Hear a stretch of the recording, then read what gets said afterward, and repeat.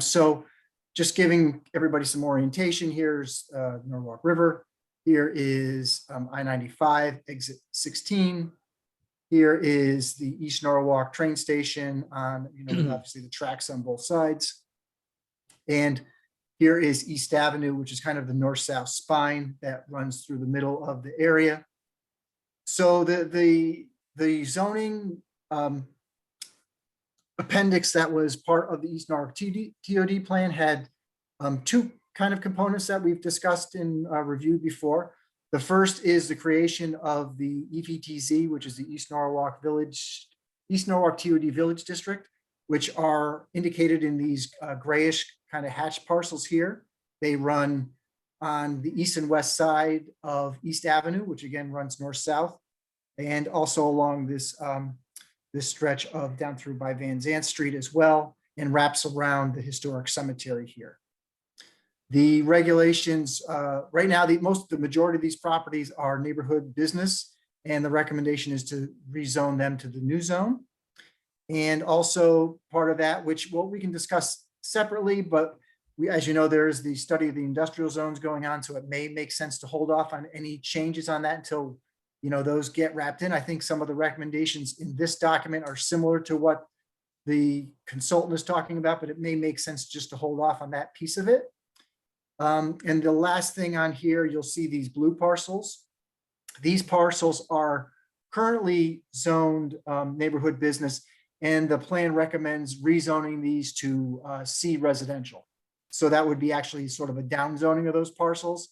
As you recall, the Winfield Street project that was the first application was denied, and then we're now pending litigation on that. And then the applicant came back with a second iteration, which was subsequently approved. That's this property here. And again, there's some additional NB properties on the south and west side of the entire study area. So that's kind of just giving you a sense of the geography of the area and the where we're talking about making the changes. Okay, so for comparison purposes, I left on here two additional zones just to give you a sense of what some of the more similar standards and more similar zones are.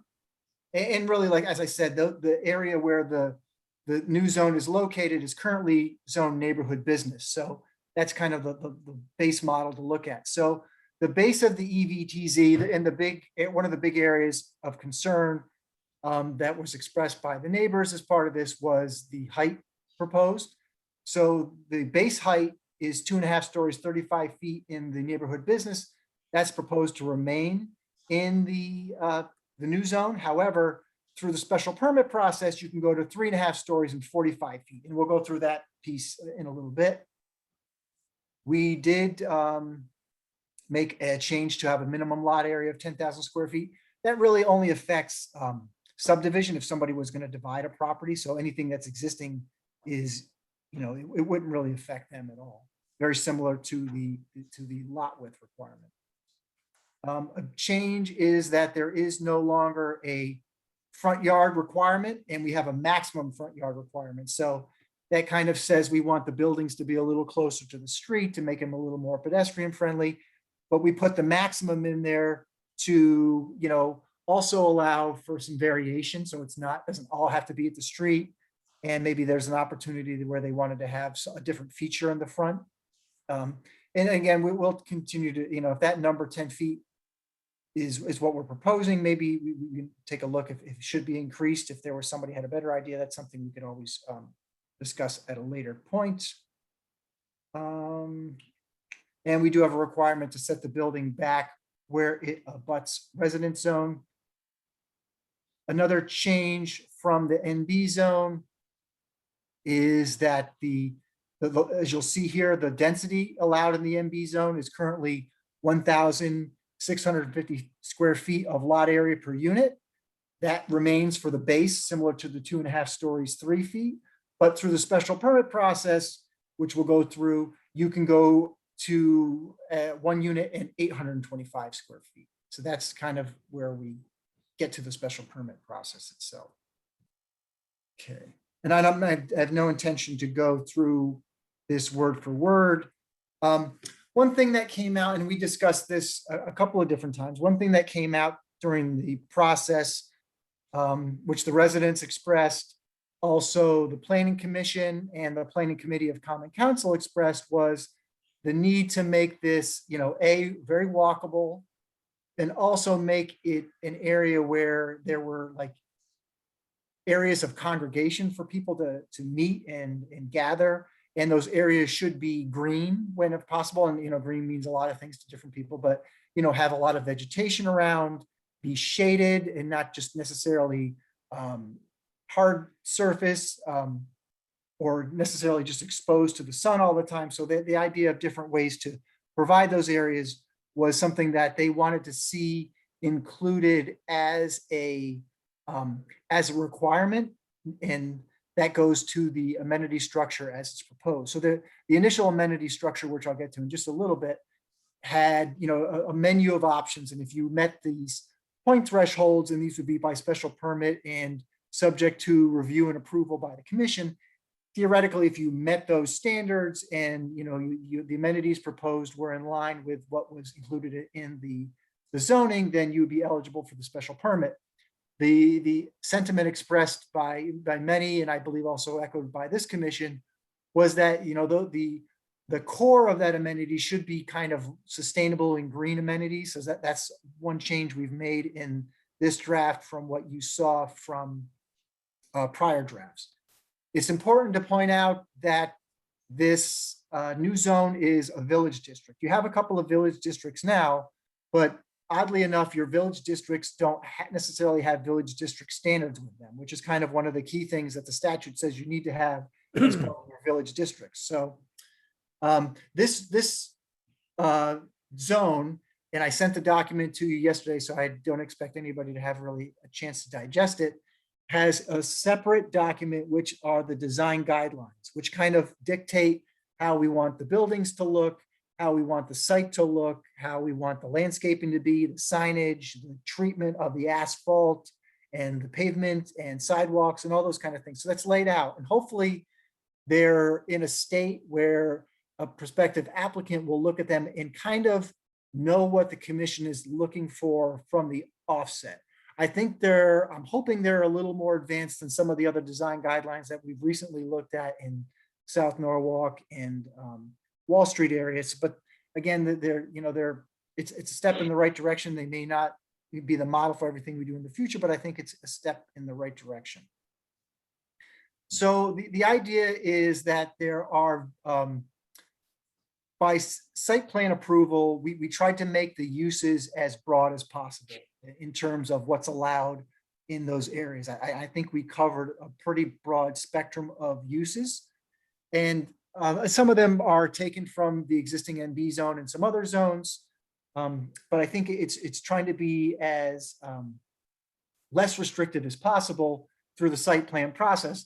But then we do put in caps on certain things based on the size. So, for example, as you're familiar with the Winfield Street applications, if you're under 10 units, you can proceed via site plan.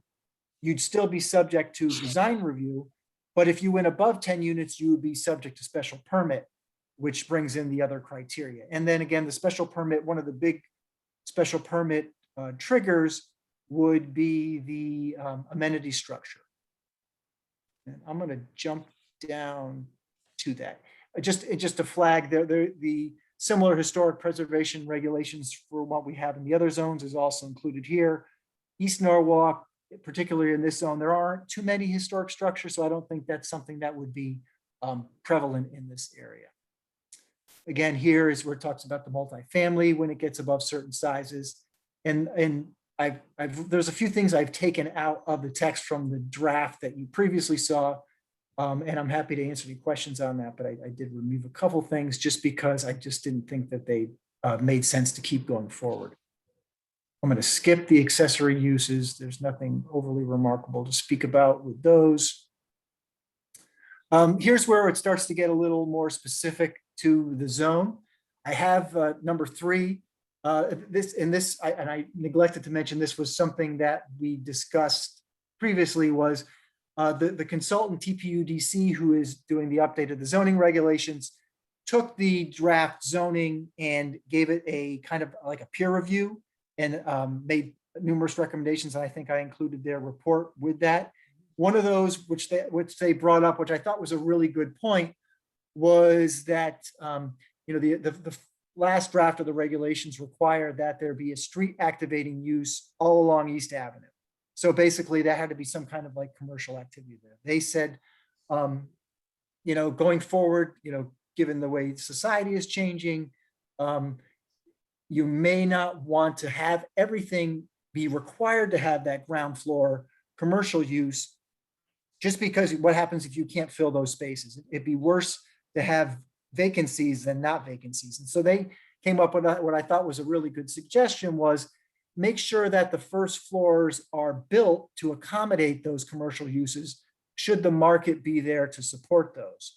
And so we kind of came up with somewhat of a compromise where we said where the buildings are on a corner, that the corner has to be street activating use, and then 50% of the East Avenue frontage has to be street activating use. So that doesn't mean the whole frontage has to. So that allows for, it could be a residential use on the ground floor. So you're not dealing with a vacancy, but it's built to accommodate a commercial use should that become viable or desirable at a future date. Steve, can I just ask a question on that? Yeah. So effectively what that means is the first floor may be used for residential, but the height is that it could easily be commercial if needed. And that's all that it's really doing at that point in time. Right. And the 15 feet, I want to circle back with the consultant. I think that's the height they indicated to me was like a normal ground floor. So I'm going to reach out to them again, and also Bob Griswold's to get his take. Gotcha. And could there be residential on a lot of those main floors with the current instance of the regulations that we're there's looking nothing at? Right. There's nothing preventing that. Gotcha. So all those buildings on East Ave could convert, or convert's the wrong word, but could use those first floors as residential, and some of them are commercial today, right? Yeah, or many of them are commercial.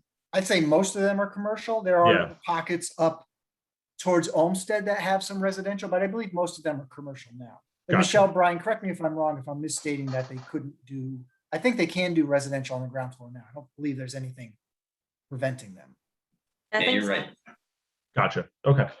Thank you. And this map here, as I mentioned, this map here might need to get changed now that I look at the other diagram, but yeah, this diagram hopefully explains a little bit better. If this makes sense to, in reflecting on what I just talked about, it shows kind of one of the intersections along the study area. It indicates that, and it's not to scale, I should point that out. It indicates that the blue lines would be like a theoretical 50% of the frontage along East Avenue having to be ground floor activated. So hopefully that makes sense. Steve, was there any feedback from the neighbors on that? So this has not gone out to, it's available on the website publicly. Okay, so this part has not been. Right. So this map, this little figure here was in the plan. So, that was part of the discussion we had during the planning process of this, was about the ground floor activation, and, there was a concern of vacancy. So I think we kind of moved in that direction to address some of that. Right. But this latest plan hasn't gone out for any kind of public comment yet. It's up and available for public viewing, but has not gone out for anything beyond the commission level. I figured, to me, I thought the appropriate step would be to get this body to a point where you're comfortable with it, and then we have to go through the public referral process, and there's hearings, and we can meet with whomever wants to chat about it. Sure. So the regulations define street activating uses on here, and I think it's a pretty broad spectrum. I know Nick had emailed me about if this was too limiting, so I'm happy if there's other things that you think are appropriate. But I think the fact that we have retail, restaurant, there's personal service establishments I think are included in here, and any kind of other use. I think that's kind of the idea. We're trying not to limit anything. So if there's things you think are missing or should be included, I'm happy to add those. Steve, is there a reason we wouldn't just put a other as approved by the commission or something like that, in case, so we don't have to enumerate every single one? That's a good question. Let me check with the law department on that, because I don't, Okay, you always get nervous about if you have something that's open-ended and then somebody proposes something that you may not think is desirable. And then Gotcha. then they say, well, you said other, and this is Right. other. So that's my only pause on that. okay. If not, then I guess we'll put thought on, see if anything's missing. Okay, yeah, I'm happy to ask that question. So this is where the section starts talking about the different types of amenities. And I think down below gives the later sections give some pictures and provide the point system with that. And these specific ones, the indoor seating plaza and the outdoor seating plaza, had a little more text to them, as well as what public art is. So I'm just going to scroll down through these, and then if you have questions or comments about any of these as we go through, including the point system. So one thing I want to do before we, finally refer this out is I want to just run through the point system some more and try to run some scenarios. The consultant did that in the plan, so it's been vetted. And I'm also going to work with somebody on the redevelopment staff who's an architect that I think will just provide another set of eyes to this part of it. So I want to make sure it all makes sense at the end of the day. And again, if we think the point system is inappropriate for one area or is skewed too highly or not enough in one direction for a particular amenity, I'm happy to review that and go through it. This is some of the seating areas, the top pictures. Indoor, the bottom are just outdoor seating examples. As you can see, there's some different things, like in the one on the bottom left has some shaded seating, where the one on the bottom right that's kind of a solar powered cell charging station. So if someone's hanging out, they can charge their cell phones, and it's a kind of a green amenity. Some other ones that were so again, here's a powered seating that was it's kind of a green amenity where you can sit, charge your phone, hang out, free Wi-Fi, water filling stations. And we tried to load the points. Oops, sorry, that's my dog. So the points were reflective of kind of like the scale and the scope of what's being proposed. And I think that shows up a little more clearly when you start talking about some of the larger features and some of the other features. So, and these are getting into, and we categorize these too. So by, we try to make them, excuse me, I'm scrolling up fast, I apologize. Yeah, and I lost my, no, here we go. Yeah, sorry.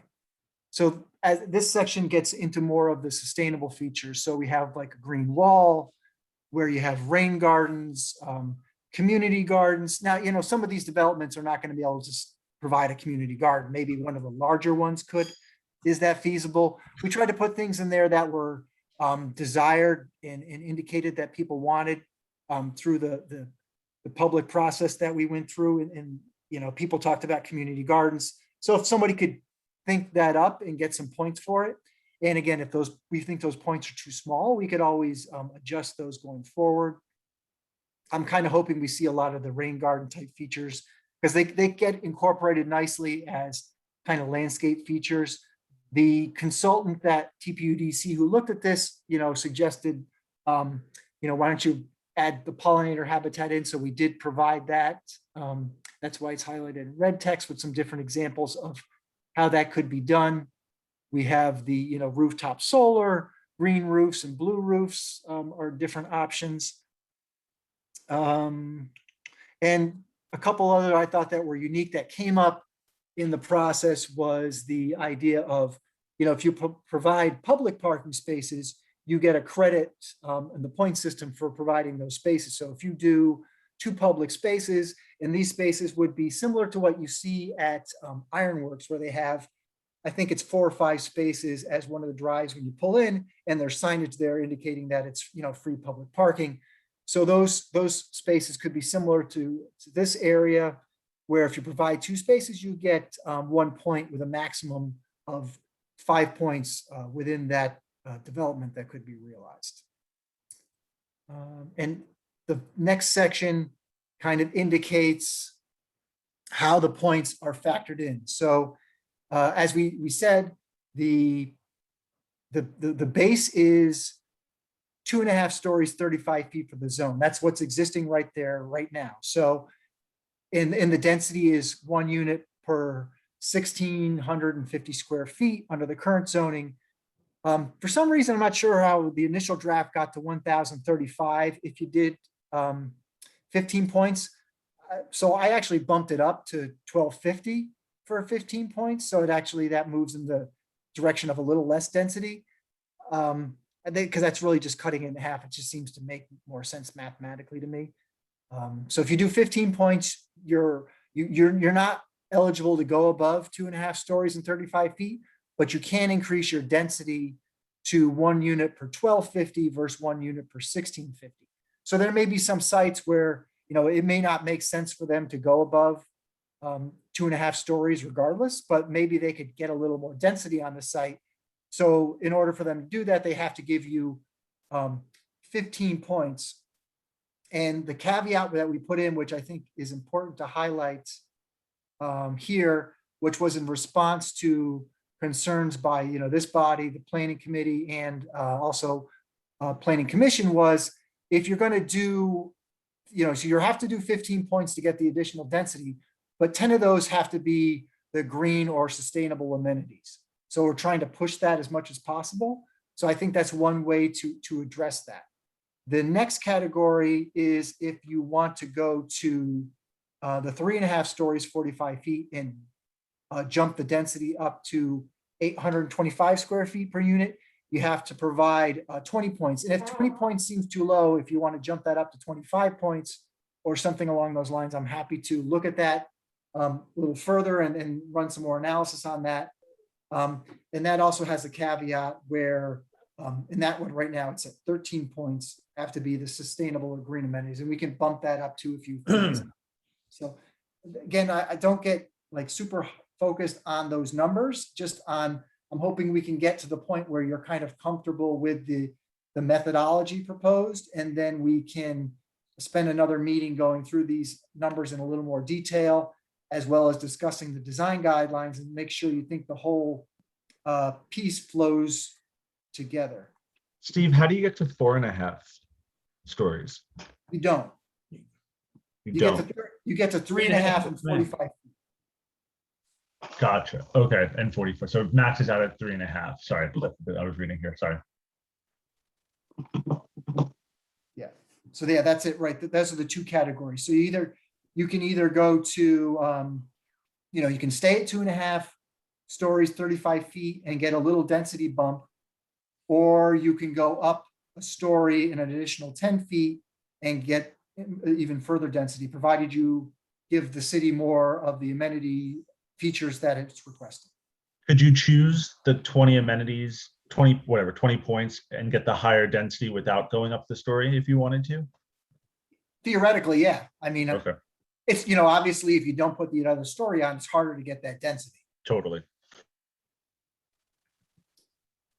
Just run through. Don't believe there's really much else on here that's significant.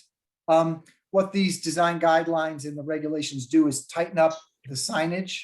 And I think, you know, when TPUDC does the overall zoning rewrite, I'm hopeful they'll tighten up our signage quite a bit, because that's one of the areas of the regulations that's a complete mess, if, you know, for lack of saying it more plainly. I think that's one area that needs help. And so does our parking, the way the parking structure is laid out as well. But I know that was kind of quick summary, quick overview, and I know you probably need to read through this a couple more times to get more familiar and comfortable with it, but I'm happy to take on the other questions or comments you have right now.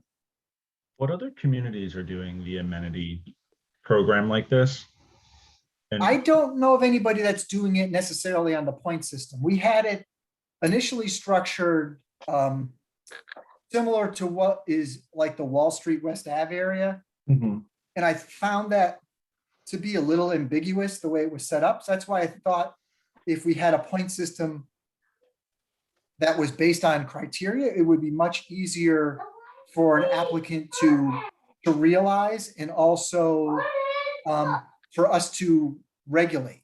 So that way, that's why I think the points numbering system still, let's think about it a little bit more, make sure what's there makes sense. But I think that system is a better system. And no one on the Wall Street has used any of the amenities features so far, correct?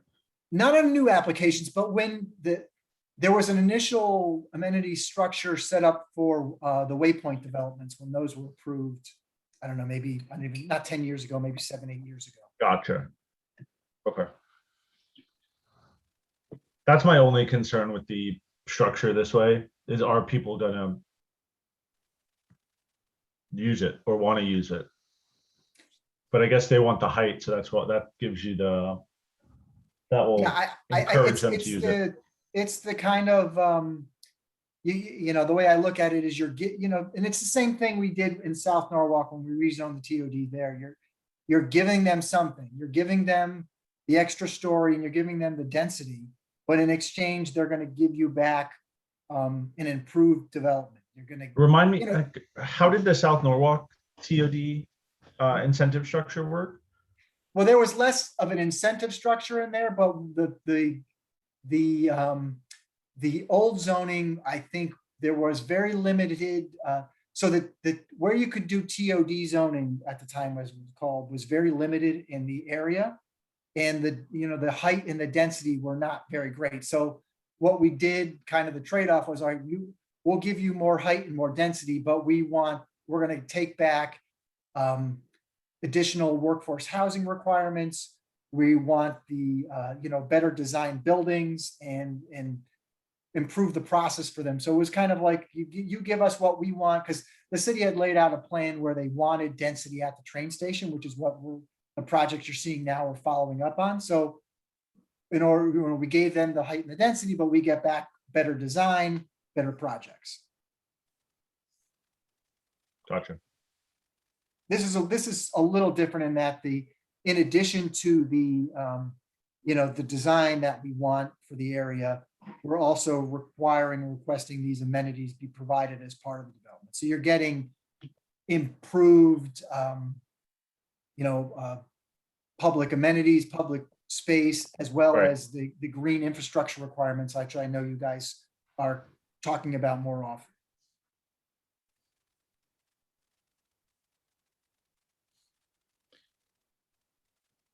Steve, what about building some of these things into the regulations themselves? Not the bonuses, but the requirements for what you're here calling amenities, literally requiring them as part of a project of a certain scale. So there are, I'm sorry, I'm gonna just scroll up, bear with me. There are lot and building requirements similar to any other zone that you have. And so they're required to provide public amenity space already. So they're gonna have to put in something similar to what you might see in some of the TOD developments in South Norwalk. Right. They have to put in the street activating use regardless of that. I don't know how you tell them you have to put in a pollinator habitat or I don't know how you tell them the way the statutes read now that they have to do green infrastructure. I don't know if we can mandate that at this point. I don't know if we have the statutory authority to do that. So that's why I think if you're saying, yeah, I mean, all right, we have to look into whether we have the authority to do some of these things, but why couldn't we say you must do, one of these things must be incorporated into your development? Whether it's a green roof or solar panels or rain garden or whatever else we might have on a list say that, you know, any project must include one of these without Well- saying it must be this one. Give I them, think that's what it's saying here in the red text under 3A and 3B. So if they want to get that additional, even if it's a little density or a story and density, they have to give you a certain percent. And in this one, it's you know, it's 2/3 of the amenity points have to come from some of the green or sustainable measures. And they could choose to do the entire thing as the green or sustainable measures, but this thing, at a minimum, you have to use 2/3 of it have to be that. right. But that is still different from saying you must do one of these things.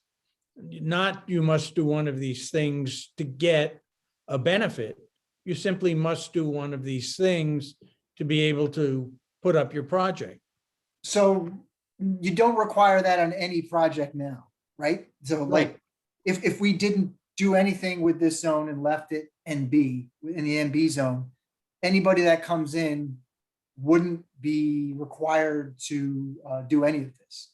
They would just put a building up similar to what you saw on Winfield Street. And, you know, if they decided to make it look nice because they think they can get more money for the units that way, they would do that. If they said, I don't really care, I'm just going to get what I get. And you see that as well. So there's nothing that's what my point was initially. I'm not sure if we have any authority to tell somebody they have to do green amenities on their project.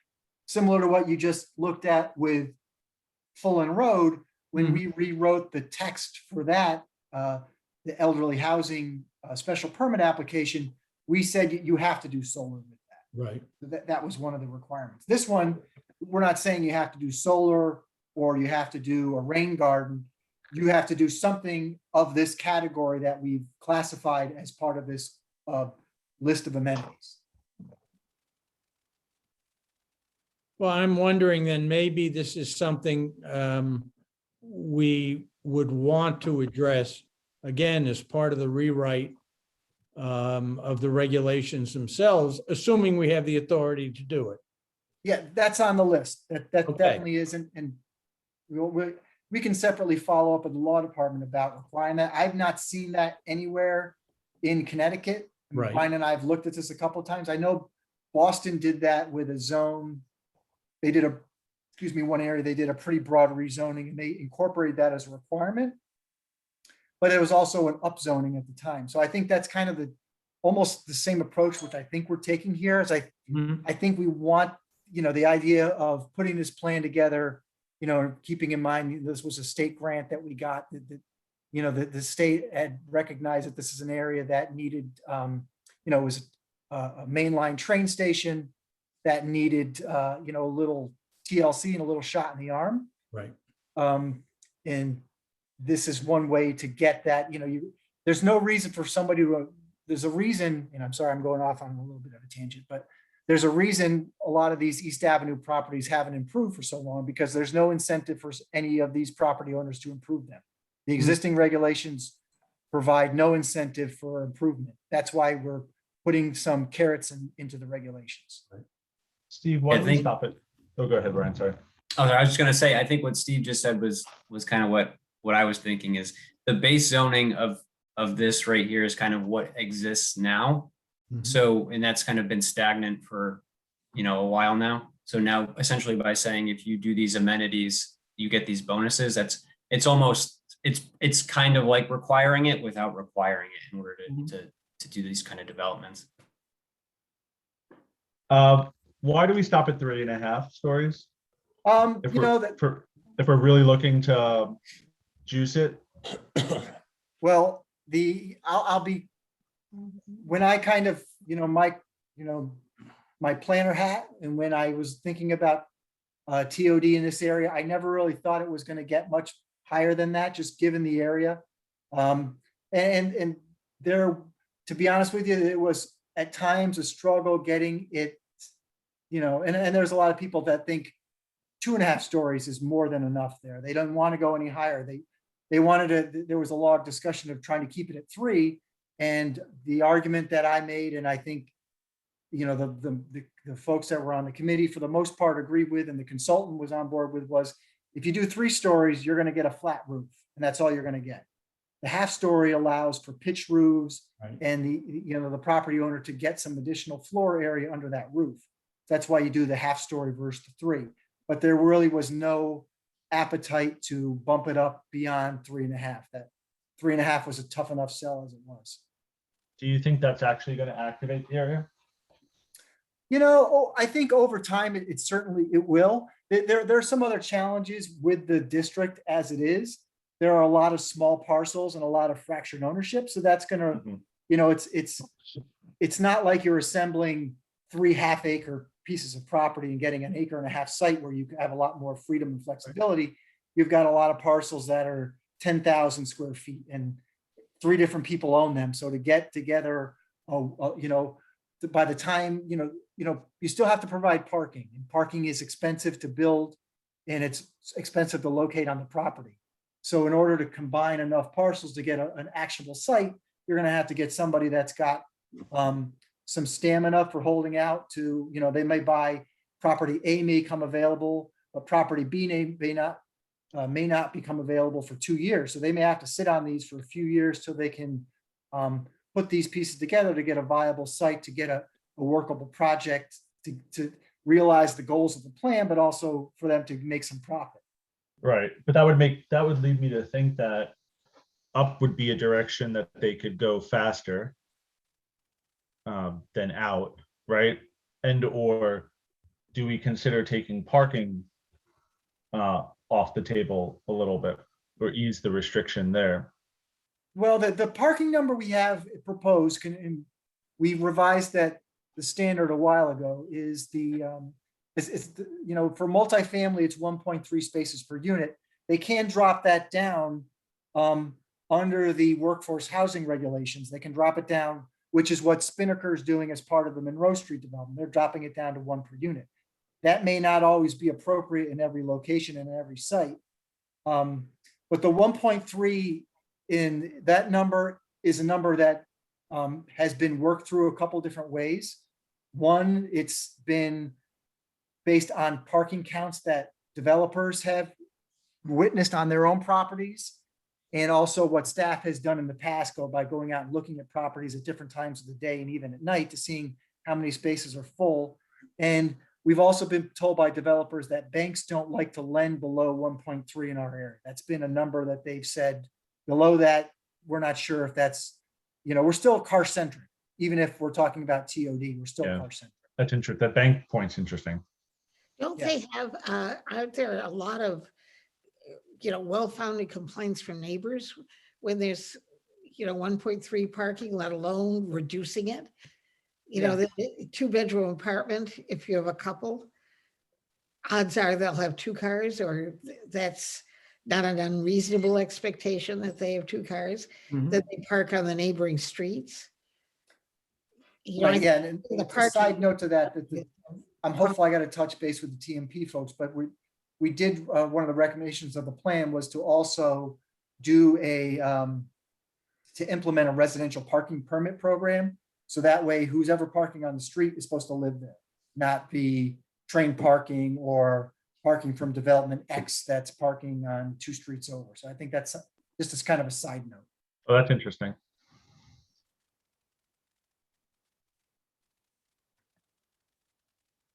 Okay. Good. Anything else, Steve? No, I think we'll put the item back on your next agenda. Hopefully it's, you know, we can have a further discussion and get into the design guidelines. Feel free to, you know, reach out with any questions or comments you have about that.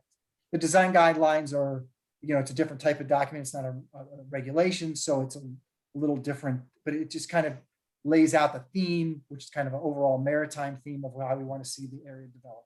Right.